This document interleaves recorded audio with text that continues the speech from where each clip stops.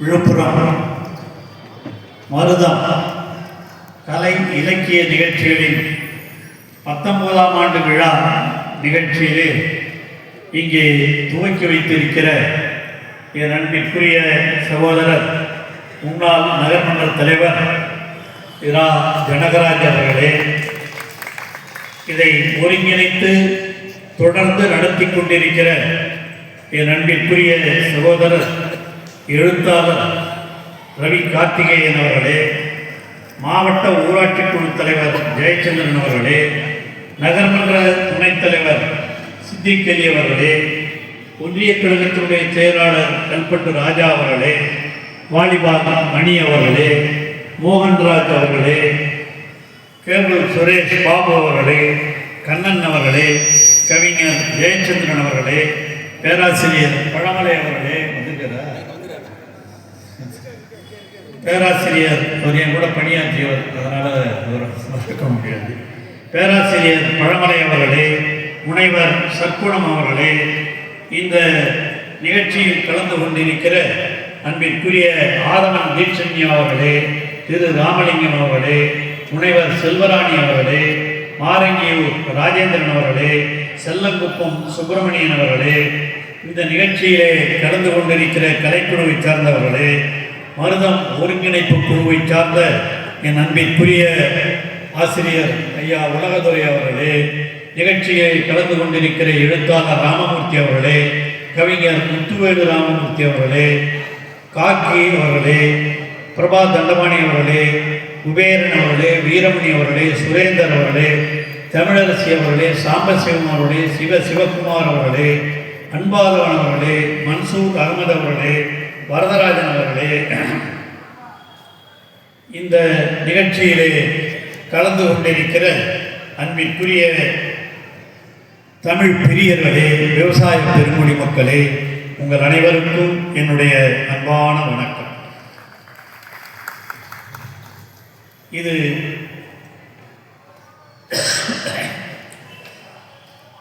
மருதம் இந்த இளையதளத்தினுடைய துவக்க விழா நிகழ்ச்சி இப்பொழுது நடத்தி இருக்கிறோம். இங்கே வந்திருக்கிற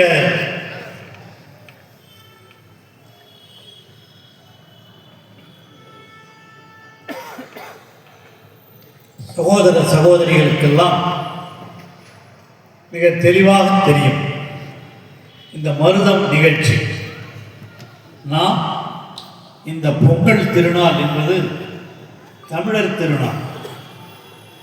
தமிழக முதலமைச்சர் தளபதி அவர்கள் இதை திராவிட பெருநாளாகவும் அறிவித்திருக்கிறார். ஆக இது திராவிட திருநாள், தமிழர் திருநாள். அந்த தமிழர் திருநாளில் இந்த மருதம் நிகழ்ச்சி ஒவ்வொரு ஆண்டும் நம்முடைய ரவி கார்த்திகேயன் எவ்வளவு சிரமங்கள் இருந்தாலும் அதற்கிடையே நடத்தி கொண்டிருக்கிறார். அவருக்கு என்றென்றும் உறுதுணையாக இருப்பவர், அவர் நடத்துகிறாருன்னா அதற்கு மூல காரணமே இங்கே அமர்ந்திருக்கிற நம்முடைய முன்னாள் துணைத் தலைவர் ஜனகராஜ் அவர்கள் தான். ஆக இவர்கள் சேர்ந்து தான் இந்த நிகழ்ச்சியை ஏற்பாடு செய்திருக்கிறார்கள். அதுவும் வழக்கமாக இதே இடத்தில்தான், இதே பெண்கள் பள்ளியில் தான் இது நடைபெற்றுக் கொண்டிருக்கிறது. அந்த அடிப்படையில் இங்கே நடைபெறுகிற இந்த நிகழ்ச்சியிலே கலந்து கொள்வதிலே நான் மற்றற்ற மகிழ்ச்சி அடைகிறேன். இன்று பொங்கல் திருநாள், காலையில் இருந்து பல்வேறு பணிகள் எங்களுக்கு இருந்தது எல்லோரும் அறிவார்கள்.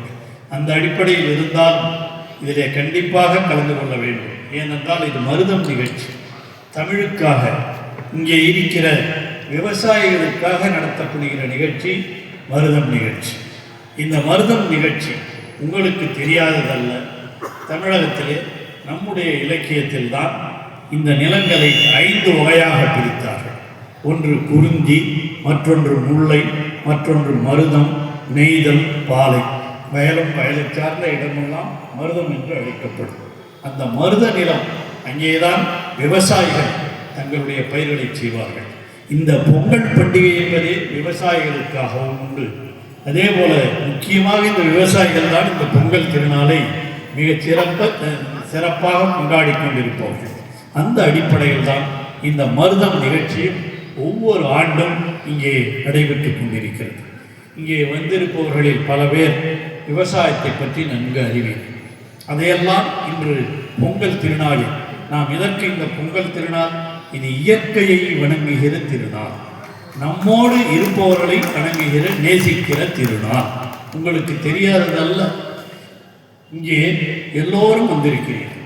இங்கே வந்திருக்கிற உங்களுக்கு தெரியாததல்ல, இன்று காலை கதிரவனை வணங்கி இருப்பீர்கள். சூரிய பொங்கல் என்று சொல்லுவார்கள். அது நமக்கு அனைவருக்கும் ஒளி தருவது அந்த சூரியன். அந்த சூரியன்தான், அந்த சூரியனை வணங்குகிற திருநாள் தான் இன்று. இது அரசியலுக்காக அல்ல, இது தமிழர் திருநாளுக்காக சொல்லுகிறேன்.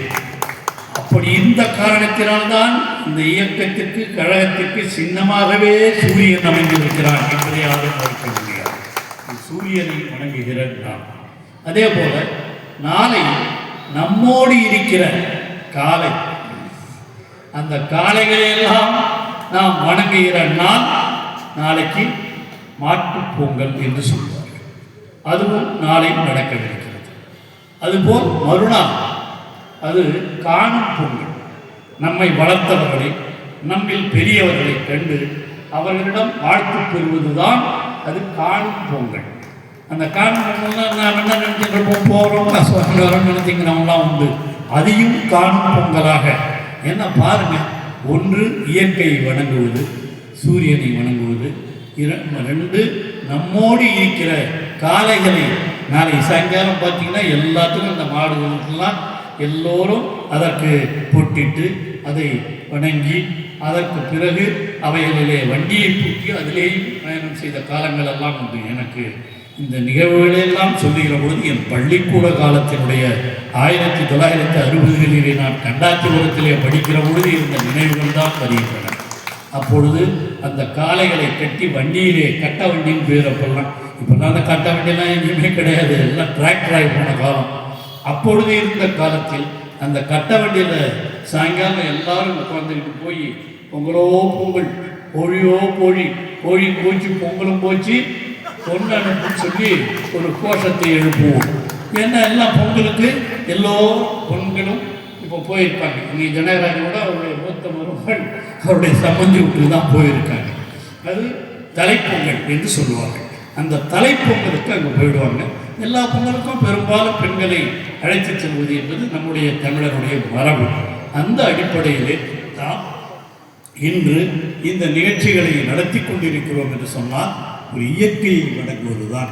அதுதான் நான் சொன்னேன், காணும் பொங்கல். அதுவும் அப்படித்தான்.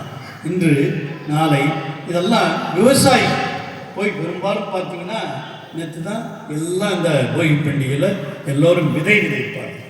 அந்த விதை விதைப்பதும் இந்த விவசாயத்தை துவக்குகின்ற நாள் என்ற உணர்வோடு அதையும் செய்வார்கள். ஆகவே இவைகளெல்லாம் இயற்கையை வணங்குகிற ஒரு திருநாள் தான் இந்த பொங்கல் திருநாள்.